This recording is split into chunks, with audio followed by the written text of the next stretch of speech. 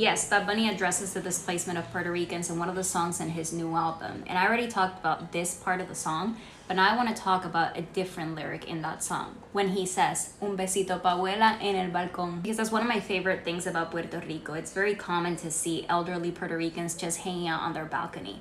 And I don't remember seeing that when I lived in the States. The last city I lived in before moving back home was Miami. And I remember coming to visit my family and we went to the town of Aguadilla and I saw viejitas in their balcony just watching people go to the beach. This is what Aguadilla looks like. There's still humble houses really close to the water. And I remember thinking how different to Miami. And around that time, people were already moving to Puerto Rico for the tax breaks. And I remember seeing a video that someone made about real estate opportunities in Puerto Rico.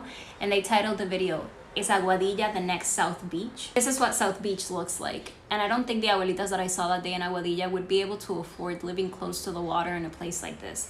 And a lot of times you guys ask, why would they sell? If they sell, it's fair game. When you live in a place where there are constant outages, where the government is constantly threatening with cutting pensions, when there's a hurricane and you're living under a blue tarp, and you live like that for months or even a year, sometimes the conditions become unbearable for you to stay. So sometimes people end up having to move to the States even when they don't want to because Puerto Rico is their home. And this is what I mean when I say I don't believe in objectivity in journalism, because I'm a journalist, but these are my people, and I don't want to see the viejitas in Aguadilla had to move out to give way to something like this. But my commitment to you is to be fair, so I spend a lot of time looking for people who will give me the viewpoint that the current policies do benefit Puerto Ricans, and I let them make their best arguments and present them to you. But when I see that what used to be a community of Puerto Ricans has now been turned into Airbnbs owned by investors, I'm going to cover that and let you decide.